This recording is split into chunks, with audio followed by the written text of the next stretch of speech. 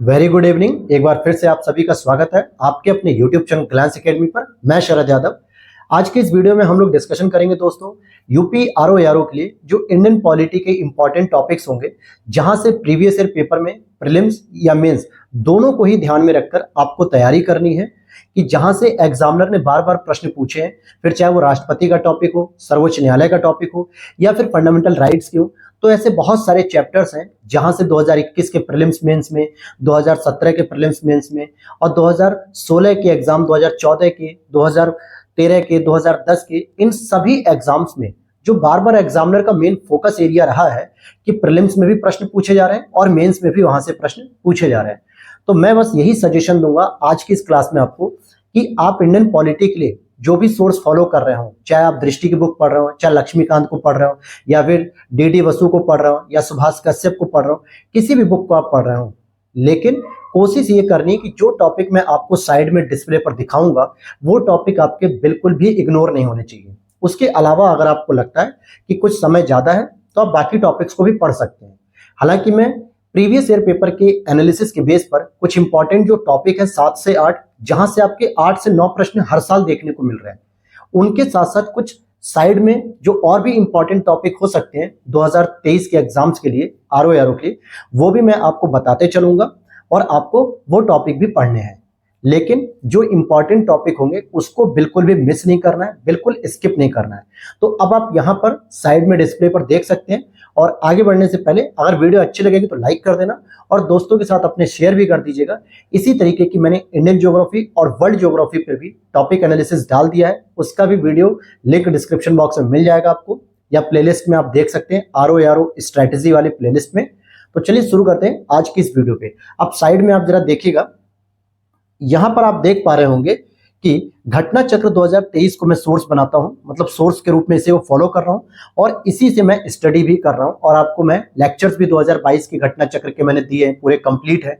साथ ही साथ 2023 की भी अब मैं शुरू करने वाला हूं, जिसमें इंडियन ज्योग्राफी, वर्ल्ड ज्योग्राफी और बायोलॉजी चल रही है। पॉलिटी भी जल्दी ही मैं शुरू करूंगा।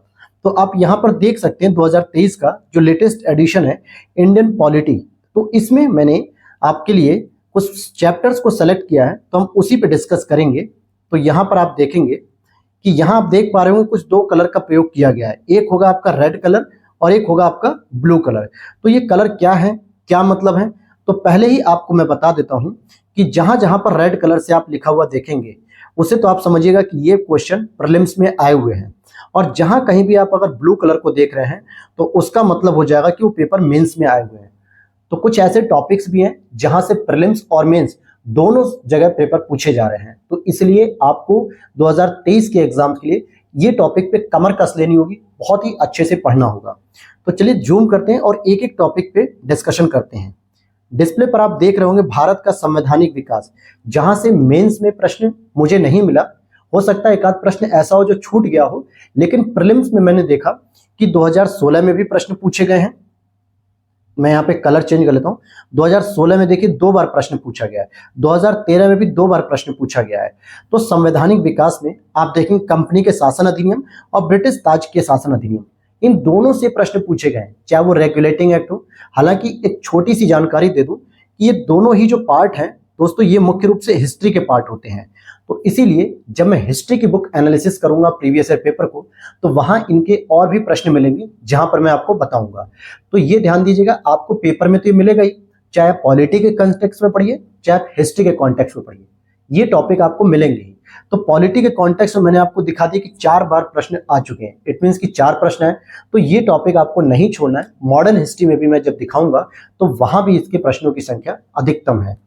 फिर आगे हम देखते हैं, पहले हम उन पर बात करेंगे जहां से प्रश्न बार बार आ रहे हैं, फिर हम उन टॉपिक्स पे भी बात करेंगे जो इंपॉर्टेंट हो सकते हैं आगे के प्रश्नों को, उसे ध्यान देने के लिए।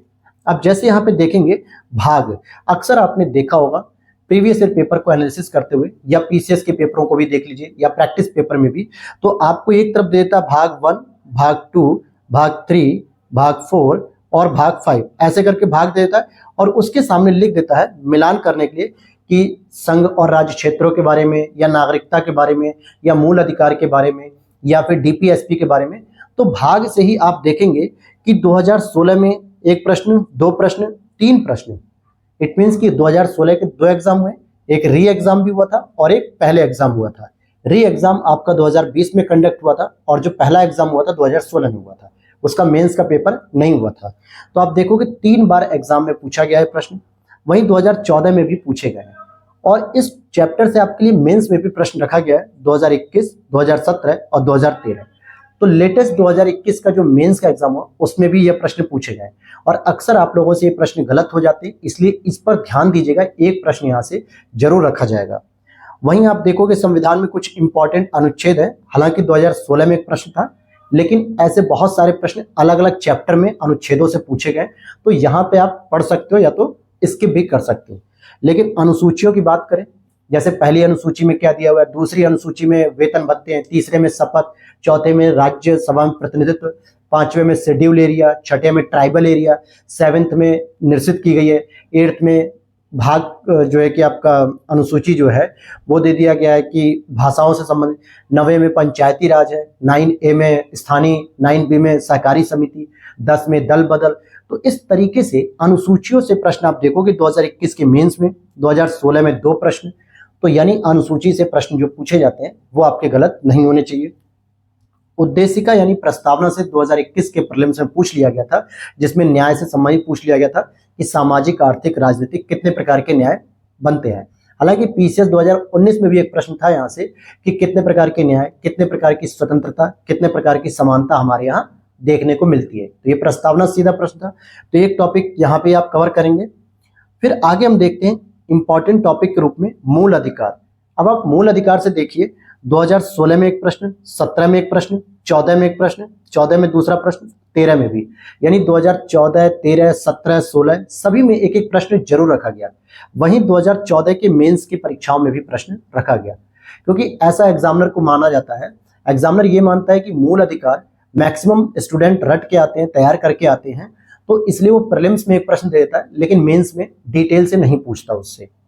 उसका डीपीएसपी में आप देखोगे तो 2014 के प्रीलिम्स में मिला, 2013 के मेंस में भी मिला। हालांकि 2021 में कोई प्रश्न नहीं था इसका प्रीलिम्स और मेंस में, तो डीपीएसपी पे भी आपको थोड़ा सा फोकस करना है।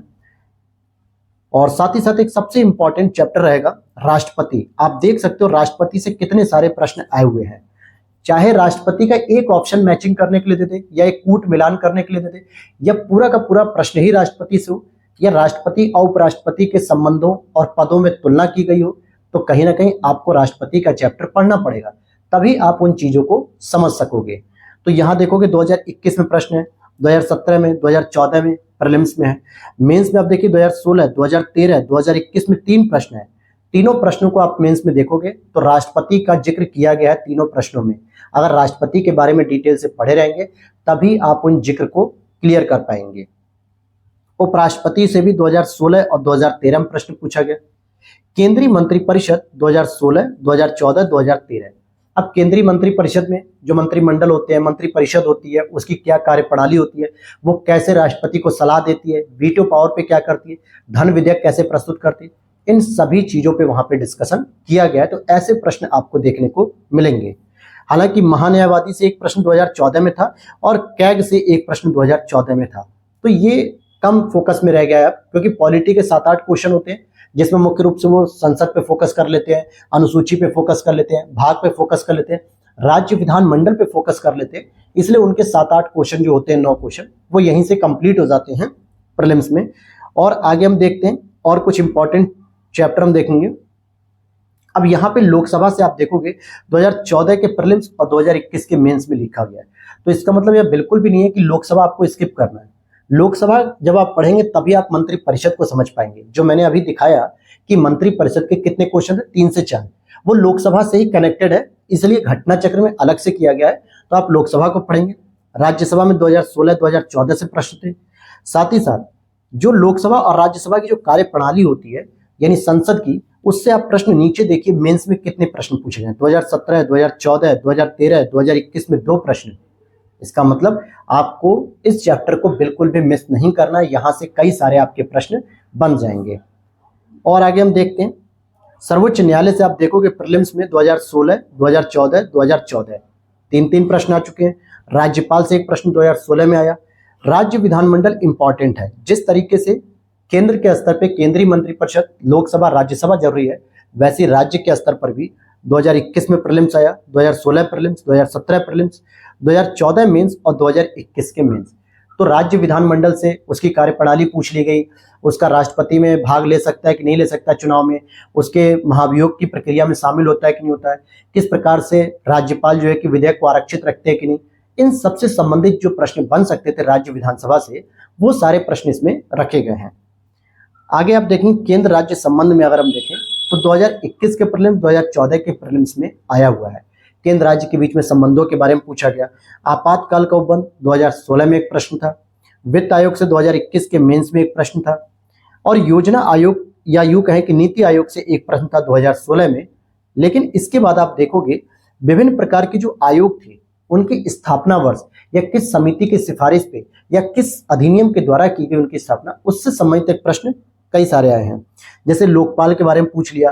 अब महत्वपूर्ण आयोग में आपका यूपीएससी के लिए पूछ लिया, महिला आयोग पूछ लिया, केंद्रीय सतर्कता आयोग पूछ लिया, राज्य निर्वाचन आयोग पूछा और मानवाधिकार आयोग। तो ये विभिन्न प्रकार के जो आयोग हैं इनका मैचिंग करने के लिए दे दिया था प्रश्न में कि किस वर्ष इनकी स्थापना हुई, किस समिति की सिफारिश पे हुई। तो ये सारे के सारे आपको आयोग जो दिख रहे हैं 2016, 2017, 2017, 2014, तो ये टॉपिक बिल्कुल स्किप नहीं करना है। चुनाव आयोग से संबंधित 2017 और 2013 में 2 प्रश्न पूछे गए हैं। वहीं एक सबसे इंपॉर्टेंट चैप्टर रहेगा संविधान संशोधन। तो संविधान संशोधन से आप देखोगे 2021 के प्रीलिम्स, 16 प्रीलिम्स मतलब मेंस, 17 प्रीलिम्स, 16 प्रीलिम्स और 13 प्रीलिम्स। कई बार ऐसा होता है प्रश्न को लिख दिया जाता है कि किस अनुच्छेद के द्वारा या किस संवैधानिक संशोधन के द्वारा ये प्रावधान जोड़ा गया, डीपीएसपी में मौलिक कर्तव्य को किस संवैधानिक संशोधन से जोड़ा गया। तो अब देखा जाए तो वो मौलिक कर्तव्य के बारे में भी है, लेकिन मुख्य फोकस संवैधानिक संशोधन पे है। तो ऐसे प्रश्नों को मैंने इसी में समाहित कर दिया है क्योंकि यहां से आपको ये प्रश्न पढ़ने जरूरी हैं। वहीं स्थानीय स्वशासन में पंचायती राज और नगर पालिका, इनसे संबंधित प्रश्न पूछे गए हैं। जैसे 2017 में मेंस, 2017 के मेंस में, 2017 में 2 बार, 2021 में 2 बार। तो आप देखोगे नगर पालिका, पंचायती राज, ग्राम सभा, उनमें रिजर्वेशन महिलाओं का, उनकी कार्यप्रणाली किस विषय सूची के अंतर्गत आते हैं, कौन से अधिनियम से आए, कौन से संवैधानिक संशोधन से आए, ये सभी प्रश्न इसमें पूछे गए हैं। तो अब यहाँ पर हमने देखा कि कुछ इंपॉर्टेंट चैप्टर थे जिसको आपको फोकस करना है, लेकिन अब मैं कुछ और भी चैप्टर बताऊंगा जहां से इस बार प्रश्न आने की संभावना रहेगी। ऐसा नहीं कि केवल इन्हीं को पढ़ना है, इन पर फोकस ज्यादा रखना है, लेकिन और भी चैप्टर्स हैं। तो चलिए शुरू से एक नजर हम इस पर डालते हैं। अब जैसे मैंने आपको बता दिया कि आपको ये चैप्टर पूरा पढ़ना है, कंपनी शासन अधिनियम। फिर उसके बाद आप इसको जरूर पढ़ लीजिएगा, प्रमुख समितियां। अक्सर एक प्रश्न इससे आ जाता है कि संघ संविधान समिति के अध्यक्ष कौन थे, जैसे जवाहरलाल नेहरू जी थे। प्रांतीय समिति के अध्यक्ष कौन थे, सरदार वल्लभ भाई पटेल। और नियम समिति के अध्यक्ष कौन थे, राजेंद्र प्रसाद थे। मौलिक अधिकार की समिति के अध्यक्ष कौन थे, सरदार वल्लभ भाई पटेल। तो इस तरीके से एक प्रश्न यहां से आ जाता है, तो प्लीज इसको इग्नोर मत कीजिएगा, इसको जरूर देख लीजिएगा। एक चैप्टर ये है। संविधान के स्रोत को भी देख लीजिएगा, क्योंकि कई बार ऐसा पूछ लेता है कि प्रस्तावना की भाषा कहां से ली गई है, डीपीएसपी कहां से लिए गए, मौलिक कर्तव्य किस संविधान से लिया गया, या आपातकाल का उपबंध किस संविधान संशोधन से लिया गया। तो इसको एक नजर आप लोग जरूर देखिएगा। बाकी प्रमुख भाग तो आपको देखना ही देखना है, इसको बिल्कुल स्किप नहीं करना है। अनुसूची को भी देखना है और प्रस्तावना यानी उद्देशिका को भी आपको देखकर चलना है।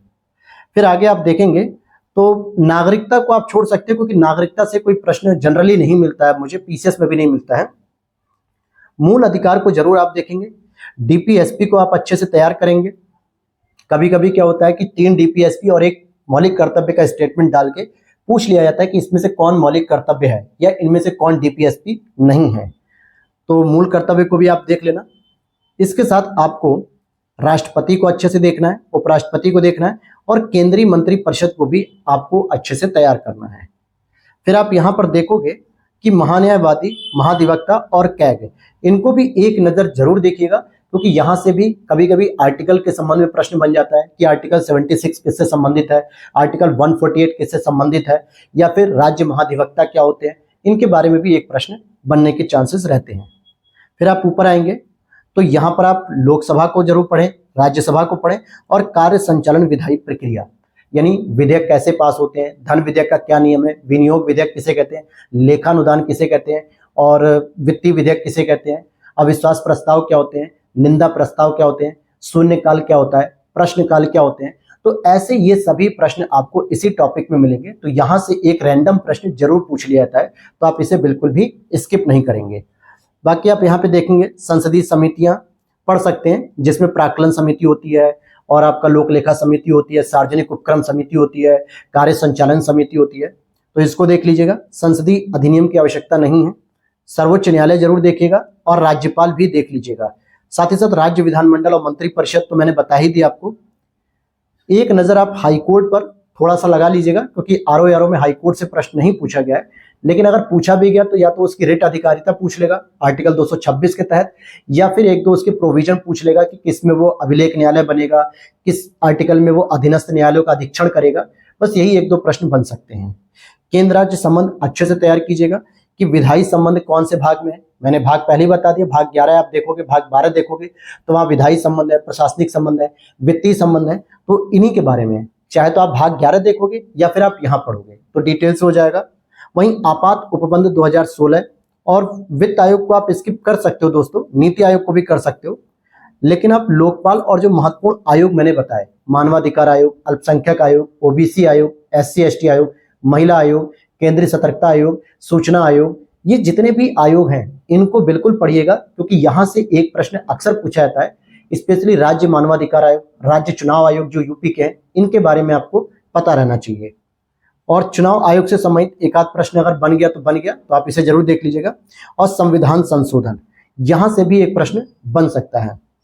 अच्छा, राजभाषा से अगर मैं कहूं तो केवल आपको 3 प्रश्न तैयार करने, केवल 3। एक, आपको यह बताना है कि सिंधी भाषा किस संवैधानिक संशोधन से जोड़ी गई। हालांकि वो आ जाएगा संवैधानिक संशोधन में अगर आप जब उसे पढ़ेंगे, लेकिन राजभाषा के स्तर पर यही 3 प्रश्न बनते हैं। दूसरा, डोंगरी, मैथाली, कोंकणी और ये जो मणिपुरी, ये जो भाषाएं जोड़ी गई हैं, बोडो वगैरह, इनको आपको देखना है, जो भाषा के अंतर्गत 3 संशोधन हुए हैं। और स्थानीय स्वशासन को आपको देखना है, पंचायती राज से संबंधित। बाकी आप इन सबको छोड़ सकते हैं। और एक इंपॉर्टेंट सेगमेंट ये जरूर देख लीजिएगा, ये प्रश्न विविधा जो होती है, ये हर चैप्टर से मिलाकर एक प्रश्न तैयार कर दिया जाता है स्टेटमेंट वाइज। तो इसको हम किसी एक टॉपिक में कैटेगराइज नहीं कर सकते, तो इसलिए इसको जरूर देखिएगा। तो आपके लिए कितनी हेल्पफुल रहेगी ये आपको प्रीवियस ईयर पेपर देखने से ही समझ में आ जाएगा। और साथ ही साथ एक चीज और ध्यान दीजिएगा कि अगर आप इन सभी टॉपिक्स के साथ अच्छे से यूज टू होते हैं और टेस्ट सीरीज करते हैं साथ में आप, तो आपके लिए बेनिफिशियल रहेंगे ये टॉपिक। और ज्योग्राफी के टॉपिक मैंने बना रखे हैं, आप उन्हें जरूर देखिएगा। साथ ही मैं आपको कल हिस्ट्री की जो है कि टेस्ट सीरीज, मतलब हिस्ट्री के टॉपिक जो होंगे इंपॉर्टेंट, उस पर भी एक लेक्चर आपको प्रोवाइड कर दूंगा।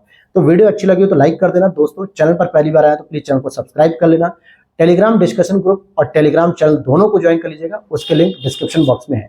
तो मिलते हैं नेक्स्ट वीडियो में। Thanks for watching. Ram Ram ji.